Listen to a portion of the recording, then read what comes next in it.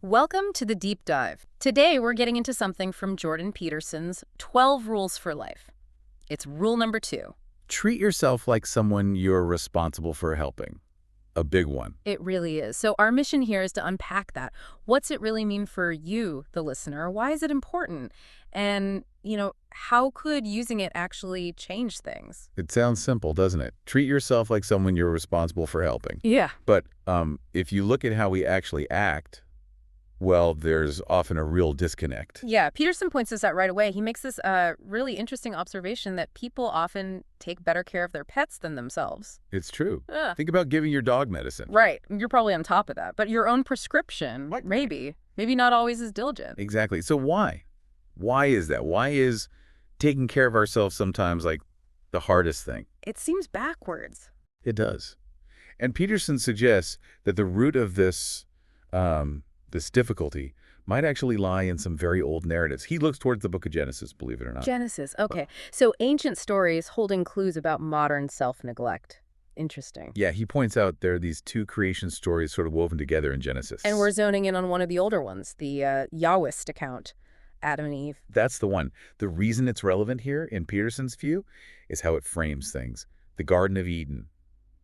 It's presented as this walled garden order. Order created out of chaos? Precisely. It's a bounded space, deliberately separated from the wildness, the chaos outside.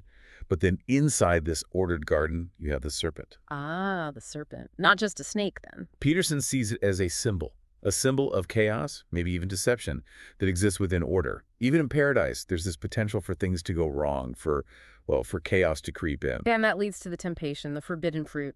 Right. They eat the fruit, and bam, consciousness awakens. Self-consciousness, specifically. Okay, so this is the turning point. What happens immediately after?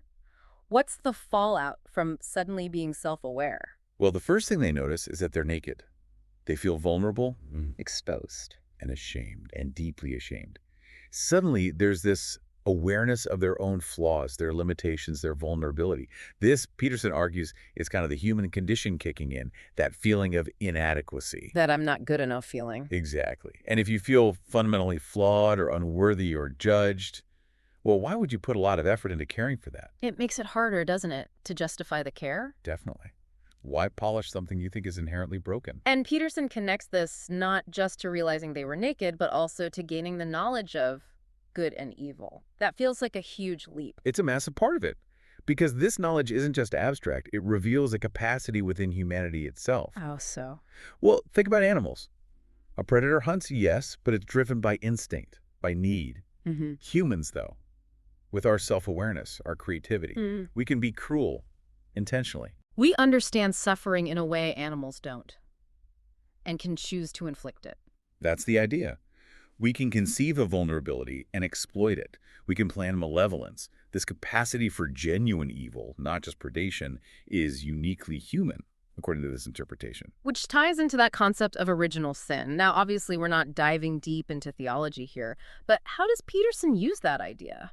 He frames it less as, a literal inherited stain from Adam and Eve, and more as a innate recognition of this human potential for darkness, for doing terrible things. So knowing we can be that bad makes us question our own worth. It can, yeah. If you know you, or people like you, are capable of genuine evil, it adds another layer to that feeling of being flawed.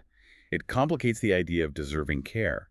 Am I truly good enough to warrant this effort? It's a heavy thought, this idea that deep down, maybe rooted in these ancient stories, is a sense of shame, of inadequacy, of knowing our potential for darkness. Yeah. And that makes self-care a real uphill battle. That seems to be a core part of his argument for why we struggle with Rule 2.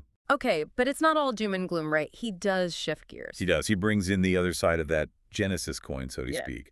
The idea that humans are also made in the image of God. Which means what in this context? It implies a capacity for good, a potential to counter chaos, to create order, to reflect something divine. We have this spark, this ability to strive towards something better. So not just flawed, but also possessing this potential. Exactly. And that potential, Peterson argues, gives us a moral obligation. An obligation to care for ourselves. Yes, because neglecting yourself, treating yourself poorly, isn't just hurting you. It's like disregarding that divine spark. It's failing to cultivate the potential for good that you possess.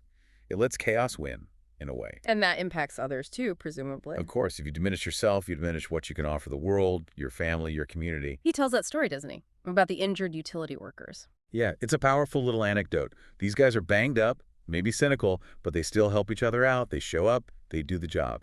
It shows that inherent worth, that resilience, that spark, even amidst the struggle and imperfection. So even if we feel flawed, there's something fundamentally valuable there that deserves care. That's the counter-argument to the self-neglect driven by shame. You have a responsibility to that inherent value. Which brings us back to the rule itself. Treat yourself like someone you are responsible for helping. Yeah. What does that look like in practice? It's clearly not just spoiling yourself, right? Definitely not. It's not about just chasing pleasure or doing whatever feels good right this second. That's often not helpful in the long run. He uses the child analogy, which I think is really helpful. Right. If you're responsible for a child, you don't just give them candy all day because that's what they want. No, you make them brush their teeth, eat vegetables, go to bed on time. Things that are good for them, even if they don't like it in the moment. Exactly. So applying that to yourself means asking, what is genuinely good for me? Not just what do I want right now? So it's about long-term well-being. Things like career, health. Your career, yes. Yeah. Are you developing skills, moving towards something meaningful?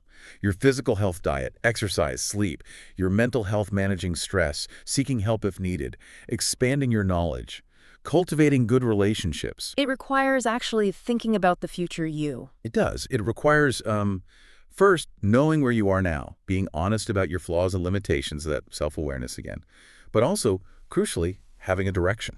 Where are you trying to go? Having a goal, a vision. Yes, a vision for a better future. That's what provides the why. Why push yourself?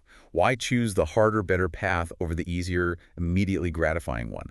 That vision gives you the rationale for responsible self-care. Like Nietzsche's idea. He who has a why to live can bear almost anyhow. Something like that, yeah.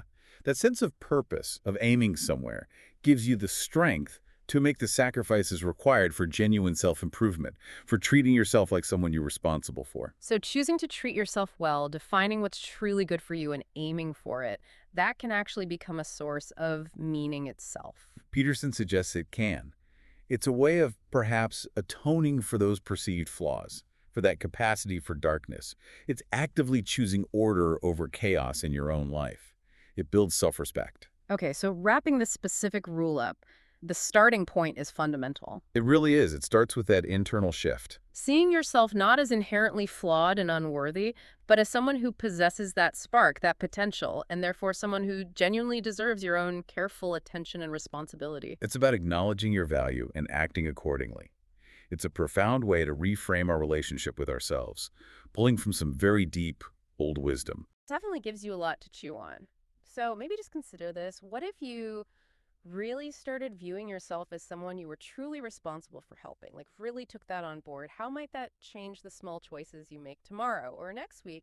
Well, it's potentially life-altering. Thanks for joining us for this deep dive.